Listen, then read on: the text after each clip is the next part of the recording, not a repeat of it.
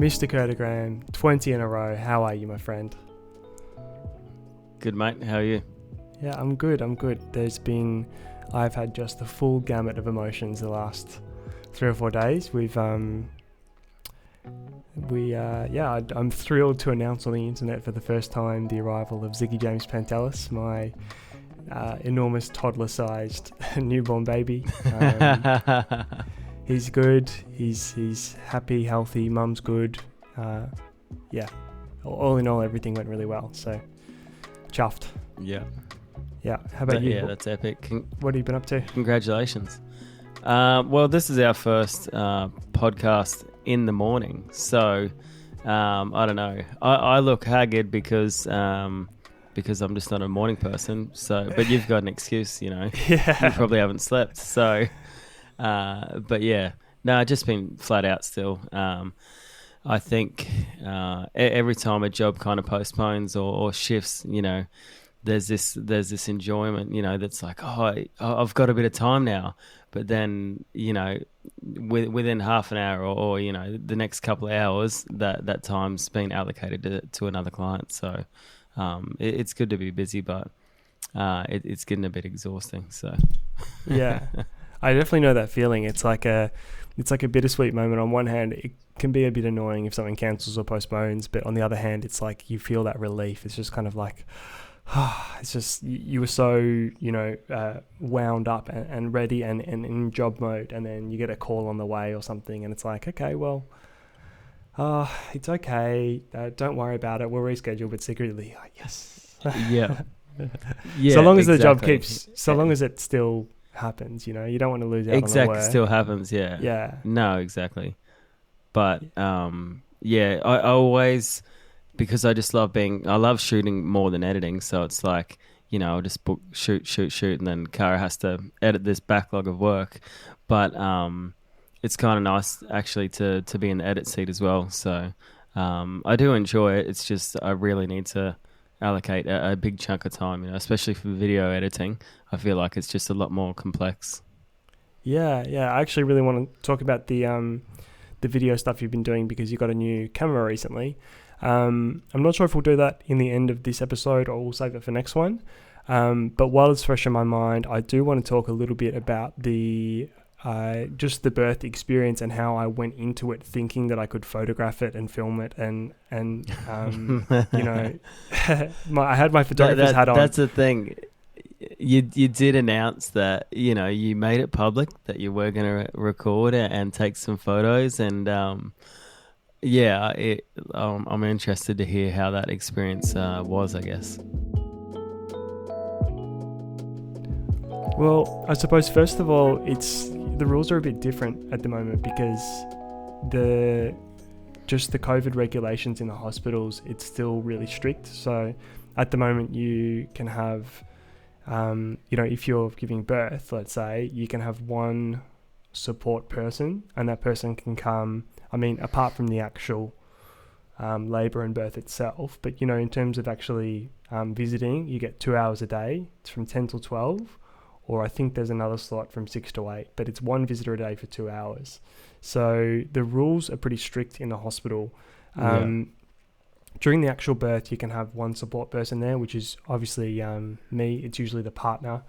But if you are the support person, you have to be the support person. I can't really be on the sidelines scooting around with the camera. And paparazzi, Yeah. As much as I honestly, I thought the process was going to be a little bit slower. So by the time it all happened in the hospital, without going into too much detail, the labour process happened really, really quickly. Like so usually in a birth, early labour goes for quite some time.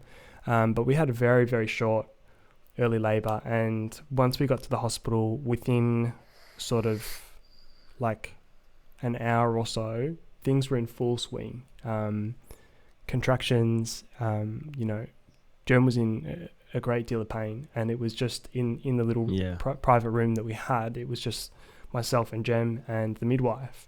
And so, the contractions coming on very quickly and very heavy. I had to be there Jem. You know, I had to be, gripping her hand and patting her head, and I couldn't really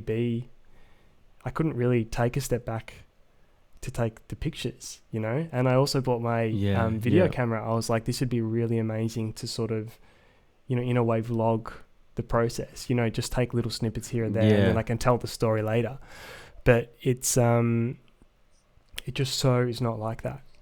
And I suppose it would be different in normal times because you might have your mum there to help you during the birth, or some other family members around. Anyway, that was a really interesting experience, and I just had to completely forget the camera. I did take a few shots throughout the day, but it was just like whenever I could just steal a moment, if ever I just had a quick moment to have a bite to eat, or just step out and get a breath of air. It's like a quick photo here and there. Yeah, I imagine because a lot of it, I guess, would be mentally draining, So I think, it's hard to be not inspired, but in the moment, if you have a camera, or the opposite way around, if you're run around being like, oh, I'm going to capture this, then you're not in that moment either. So it's like, it would be really hard. And then also with the restrictions, not to have anyone else in the room, it's not like you're watching Grey's Anatomy and there's space in every room, and there's a lot of people around, and there would be more people to care for Gem or whatever, So I mean, Cara was in hospital end of last year, and same kind of thing. There was just no one around, and I was only allowed to be in there for a couple of hours. So it's a really weird experience to being a support partner. Gem's in there for however long she's in there, and technically you're only meant to be in there for 2 hours. That's really. When they first told you that, you would have been like, okay, well, how do we get around this? Because this is not a reality for us. It's like, especially if she was in some pain or discomfort, then it's like, well, she needs you there for longer than that. Yeah, and it's, I'm sure Jen won't mind me talking about this, but when a woman is in, what do they call it? It's like the second stage of labor, which is like proper labor, like active labor, I think they call it, which is like the real, that's like what you see on the movies when, when the woman is screaming in pain. I don't watch it either. That's I don't want to watch that. The Hollywood perception of what birth is like, that's what that phase is. In my experience, the actual pushing wasn't the hard part. That was actually quick, but it was the active labor. So the pain that Gemma was in, it's like they, it's primal. It's like the woman giving birth, it's like they're in a trance. They are almost not control of their bodies, the things that they do. It's just like pure survival. And it's actually really, literally, really, really hard to watch the person you love in that situation. And on one hand, 100%. In my head, I was there, and I had my moments during the day, but on one hand I was there and witnessing it and seeing just this intense emotion, and I just kept thinking, I couldn't possibly take a picture right now, but how amazing would it be to have, to record this process along the way, and just have to be able to show Jem how intense the feeling was in the room. But there was just no chance. Because she probably wouldn't remember half it either, right? She'd be like, oh, there was just times where I was so out of it that I don't really recall what was even happening. It was like she was a different person. I don't say that in a bad way, but it was just like, the primal, the instinct takes over, and oh my God, it was unlike anything I've ever experienced. But the one thing that I was going to say was, if you've listened to the podcast before, you've heard us bang on about the X100V, the Fuji X100V. I have so much more love for this camera. When we did get down into the actual we went down into theatre to give birth just in case. There were a few complications. So just in case something went wrong, we had to be down, in the theatre, all scrubbed up with the doctors and whatever, in case we had to have an emergency C-section. Anyway, down there, all along, Jem, she really wanted me to photograph this. She's in this field. Yeah. She works in this field, and she's not shy about, any of the vulnerable aspects of it. She really wanted to be able to look back on it after. And I'm there, so many things are happening. Things have gone wrong. I'm in this crazy state, and Jem is saying, make sure someone takes pictures. She's not worrying about, that's awesome. Unbelievable. That's awesome. And so, do you know what? Down there when we were in theatre, I was able to, there was like 12, I reckon there was a dozen people in the room. And I was able to hand my camera. I made sure I had this ready. On the Fuji, on the X100V, you can put it in A mode, and you can put the aperture to A mode, and you can put the ISO to auto.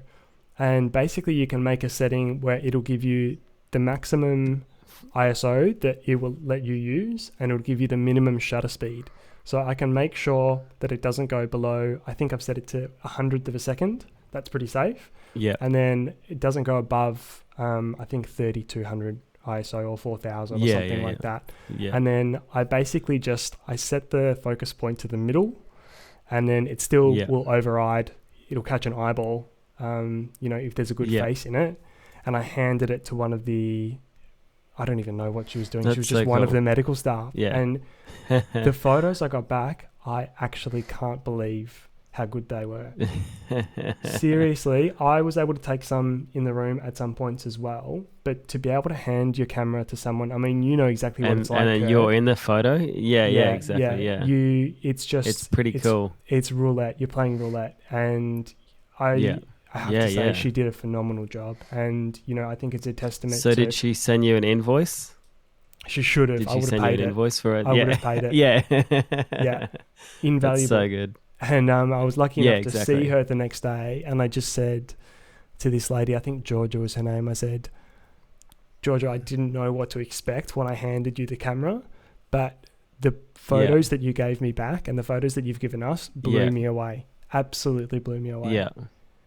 That's I might even pop up a couple on the screen now. It's hard. That's amazing, It's hard to go through them, and I wish I could share them, but there's just so much blood and gore and nudity and so many of them. So, but there's a couple of ones I can share, I'm sure. So, So the thing, this is the perfect thing about photography as well. Like, she may not have had any idea, but you've set up the camera in enhanced auto mode because you've actually set some parameters. The camera is discreet. It's not overpowering. It has this a very silent kind of shutter, very very minimal. So it's not distracting. You're in this environment where it is fairly intense, and the camera has literally just played its part. Like it's you've handed it to someone and captured the moment without having to be a pro, without having to do know anything about photography. So I think that's why cameras are so cool. You could get your iPhone out and take those images, but obviously they're not going to be the same level of professionalism or whatever.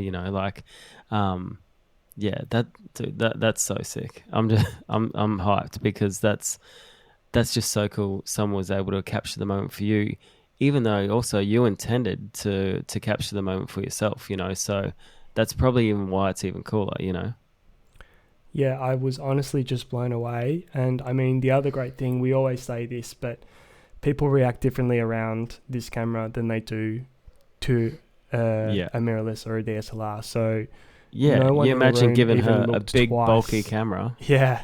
Exactly. No one even looked twice at it. And I don't know if there ever... if there would have been a problem with using a big camera anyway, but, you just didn't even have to think about it. And exactly. This camera has it's paid for itself in that moment alone, Yeah. I'm also really excited. Yeah, that's awesome. we can start to move away from that now. I thought that would be just a good follow-up from last week's podcast, but we can start to move away from that a little bit. And I'm also really excited. Funnily enough, Jem's girlfriend's got her at her baby shower. They got her one of those Instax wide printers. Yeah, awesome. You know the Best ones thing that you ever. can just wireless. Do you have one of those? Yeah. So, Cara got one. So for weddings and stuff, Cara will actually print out a couple of images that they've sent her from their iPhone. You know, it might have been a photo that's been taken of them when they first got together or anything like that. So Cara will actually print those out on the Polaroids and put them, you know, when they're doing details or something of rings or whatever, you know, Cara's actually implemented those kind of things. Ah, that's a And I'm beautiful like, idea. That's sick.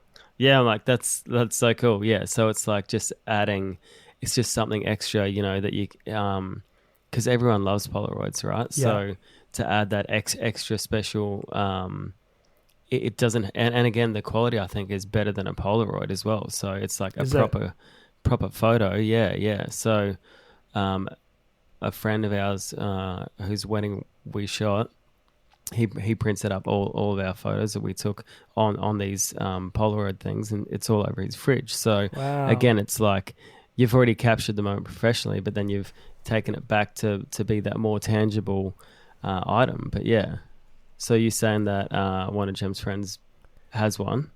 Well, they got it for Jem for her baby shower, and I've only just awesome. I charged it up last night. I haven't used it yet, but how special to be able to, you know, Jem actually has an Instax camera, and we took it in and we took a few photos with, you know, some of the midwives and whatever.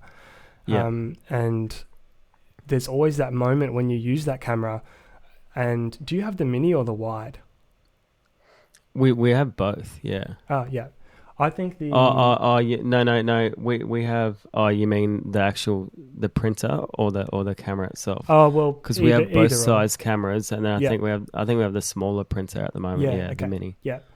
The minis are great, you know, just snap away, hand them out, you know, keep them in your wallet, stick it on your fridge. They're beautiful. But the wide, there's something really special about the wide.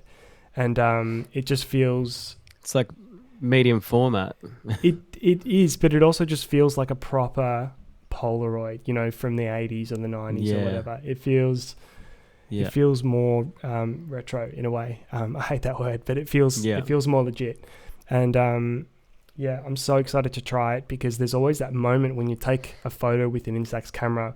It's like, okay, you can have this one, you know? Yeah, I know. And then who else gets it? Yeah, exactly. Yeah. There's not a duplicate of that. Yeah. Yeah, and that's a beautiful gesture in itself to say, this is one of one. I would love for you to have it to remember this. That's a really beautiful thing.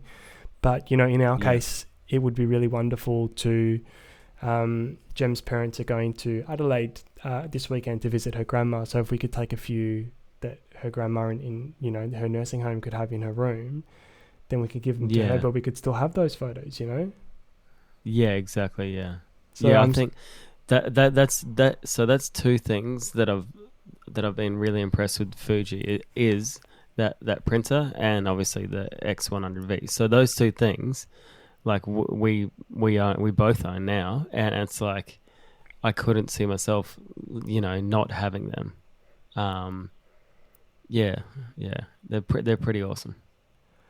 I can't wait. I would really love to make a video one day of just walking around the city and seeing if I can stop people, you know, in a busy part of the town, stop people and ask to take their portrait and print one on the spot and give it to them and film the reaction. I think that would be fantastic. And then again, the beauty of it is I still have that photo. I don't need to give away the raw, you know. I don't need to. No, It's not just a one of one. I can still keep it and I can make the video, or I can, you know, if I love the photo, I can have it for my folio or whatever. So I would love to do something like that.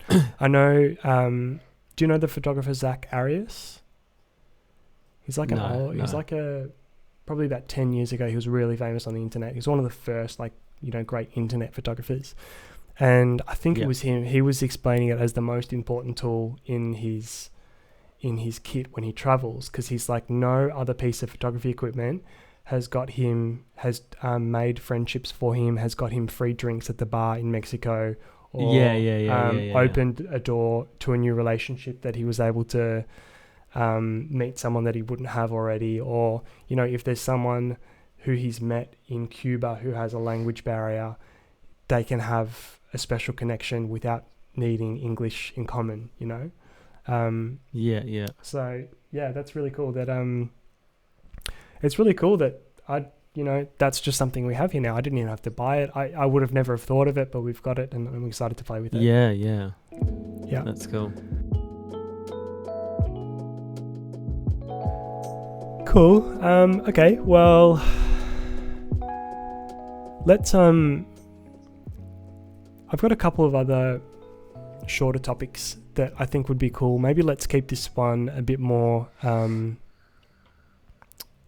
sentimental, and we'll talk about the camera stuff next episode. One thing that I'm thinking of is we might have spoken about this in the past. I can't remember. It's hard to keep track now, but I want to talk about pivotal moments in your life or career. Like, is there something that you can think of that happened that opened the door, that opened a door, that opened a door, that opened a door? I can start if you don't have one, but I just want you to have a think about, is there something that you can look back to that forever changed the direction of your career or your life? Yeah. I'll start. You can have a go. It's a small one, but when I think about my love and my interest in music photography,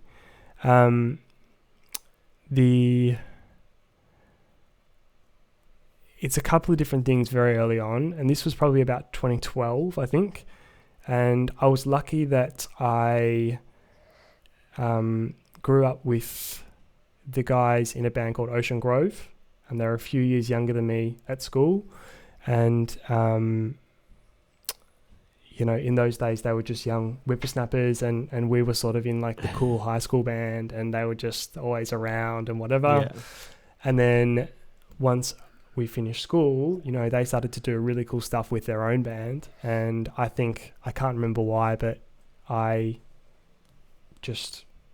was always around, and I took the first 2 or 3 promo shoots that I ever did were with those guys. And those kids, apart from the fact that they make really cool music, apart from the fact that they were always just a little bit ahead for their age group, they were just cool kids, as in like all the other kids in their year level, in their sort of class, in the local scene at a small level. They always sort of looked to those guys as the cool kids. It was just totally accidental. Like, who could have ever known that they would be, the superstars they are now? But it was just totally accidental that at the time, I got my practice by shooting, bands like those boys, and then all the other small local bands, having seen that I had done the Ocean Grove shots, wanted me to do their promos as well. And the biggest connection for me that came from that was Lockie Avis, who played in Storm the Sky. At the time, he was playing in a band called This Fiasco, and he, again, I think those kids used to sort of look to the Ocean Grove boys as the cool kids. I'm talking when they were like 17, 18. And through doing those shots, I think Lockie and those guys had come across my photos, and then I was on board to do This Fiasco shots. And from that, that was the first time I ever went on tour. We just used to do little weekenders. And we used to call it a tour, and we used to say, I'm on tour, and print out tour passes. Literally. And from that, I met so many other bands that became really good friends and just helped to lift me a little bit. As they grew, they took me along with them. The Sweet Apes, Forever Ends Here, like a lot of the pop bands, and I can sort of trace that back to just that start of the tree where I started to do some Ocean Grove stuff, and that's how I met Lockie. And Lockie was, the best man, one of my groomsmen at my wedding. He was my housemate for a couple of years, and it's just so funny to look back, and that's all how that that was the domino that triggered Yeah. it. Yeah, it's so cool. I think And I wouldn't be talking to you. It's the not. power of yeah, no, exactly. And I think it's the power of the music scene as well, right? Like, I guess I'm in the similar boat where, so if I didn't get this, well, I think this one opportunity at the start of my photography career, then I wouldn't be where I am today. Yeah. And I wouldn't be as close friends as so it's a guy, his name's Devon, and he played in this band that obviously it was a better band than what my first band was, and we played a bunch of shows together. They were super talented. What was the band? My band, they were called Don't Come Monday, and then they went to America, did maybe an EP, come back, changed their name to The Greatest of These. I'll link you. It's probably on Spotify or something. Yeah, cool. I just really liked it. But anyway, it was him and his brother, and then a couple other guys in the band. But they decided, I don't know, obviously to stop playing music after they've rebranded. Like, I just remember seeing the MySpace site, and like it was next level. Like, there was this company called Synapse, I think, and they were doing everyone's MySpace. It Everyone's was like layouts. maybe I cost remember like Synapse. $2,000 or something, and it was like, holy shit! It was like, it just looked so pro. Yeah. So anyway, It was Synapse and Brock Chammings as well. Yeah. So exactly, and I think those guys were like, for designers, they were ahead of the times. Like, it was crazy. It just looked, so legit. Anyway, so I'd known Devon through music, and when I started getting into photography, I'd approached a couple of photographers, and one of them happened to just, take me on board to assist a couple of shoots that he was shooting for City Beach. And it happened to be that Devon was the, art director, creative director for these shoots. So, on one of the shoots, I kind of was like, oh, hey, do you remember, like, we played shows together? And he's like, yeah, I remember you. Like, and then next minute, within, I'd say three months, that other photographer was phasing out of that kind of, campaign stuff to do more of his own studio stuff. And then Devon was like, oh, hey, you're already here, like, assisting, how it works. Like, you're the next photographer. And I was like, whoa, it was, I was in way over my head, but obviously he somewhat believed in me. Yeah. And, that's where it all started. Like, he gave me that opportunity, and now, like, we're best mates. Like, he's just, he's a legend. So it was so cool to see that, after, could have been, 5 to 8 years that we hadn't really seen each other since music days. And then, it's not like we were best mates hanging out all the time or anything like that. But then it was like that moment kind of just, I don't know, what's it called? Like, I don't know. Sparked our actual relationship, because we knew each other of being in bands and stuff. But then it was like, and I still don't think he realizes how big of an impact that was for me to give me that start, because that was my first proper client, and it was a massive client. Like, the budgets they had for campaigns back in the day. This is before Instagram was really a thing. Like, it was just, we were shooting 2 to 3 times a week, and but yeah, so I like I'd say, I owe it to him, that he actually gave me that opportunity, because then it puts you on that level where everyone's like, whoa, wow, you're shooting for City Beach. Yeah. I've got a local, a clothing label, I need photos for, and then it kind of just, it's like, if you get in, again, like that Ocean Grove level, then all the other bands will be like, oh, you've shot for Ocean Grove, that's it. Like, and, so for me, that was that moment, I feel, that allowed me to, I guess, heavily pursue like fashion for those first, 3 years of my career. It's so funny to look back on that stuff. You should tell him. You should say, hey man, I know it's a bit awkward. Yeah. I know I'm pretty sure I've mentioned it, but No, I don't think he still wouldn't realize. He's like, no, you did it. And I was like, no, I didn't do shit. I just rocked up, like you gave me that opportunity. I guess, obviously when an opportunity is given, you have to capitalize, or you have to, because if you don't, or then that opportunity could be gone. It's like you kind of same. If you shot Ocean Grove and then it was just shit as, they would never have asked you back. Yeah. And look, I'm not trying to claim. Yeah, I mean we were all so young at the time. I'm not even saying that this was an amazing life-changing gig. It just happened to be the equivalent that. This was just like the cool kids at school, and then the other kids at school wanted to be doing what they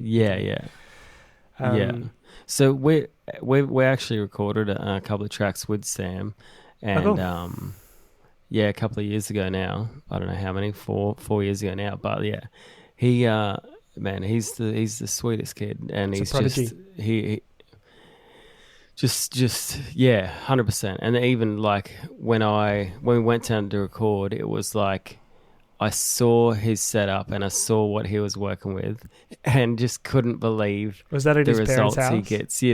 Yeah, dude, at his parents' house. All guitars were in the box.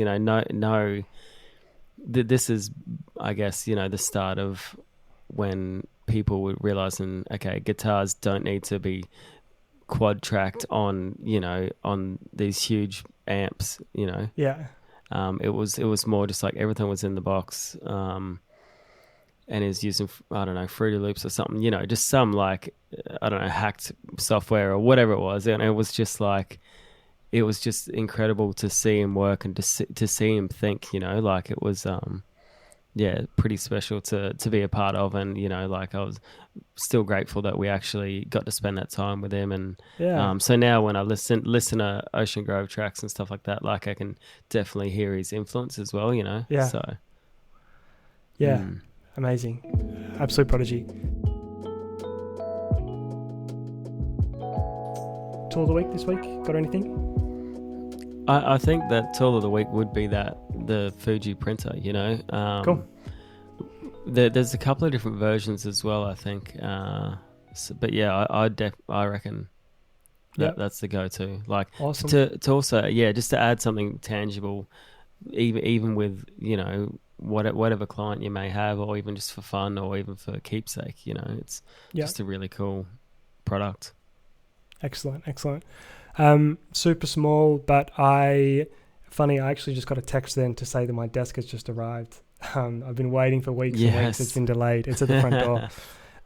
But in preparation to, rebuild my office, I just have been getting a few little upgrades, including just this, like, I got a new shock mount for my microphone. I was looking at getting a new microphone, and I was like, this one works perfectly well. Like, if it ain't broke, don't fix it. But I just hated the clunky shock mount that I had it on. So I just got this real compact one just from, what's it called? DJ City, I think it was. And it was only like, I think it was awesome. Like $40. And I absolutely love it. It just looks so slick.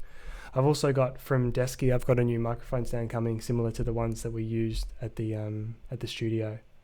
Awesome. So I'm keen to try that out as well. But yeah, that's it.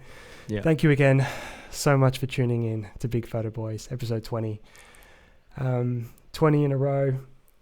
I'm just so chuffed with 20 in a row. We're getting close to half a year. And really my motto is just progress over perfection and consistency above all else. I just want to get it in the tank, get it in the can, regardless of what's happening. Last whenever it was, Saturday night, we had to get up. We had to be at hospital by 7, and I was on here at 11:30 recording and quickly editing so I could get it up and upload the night before.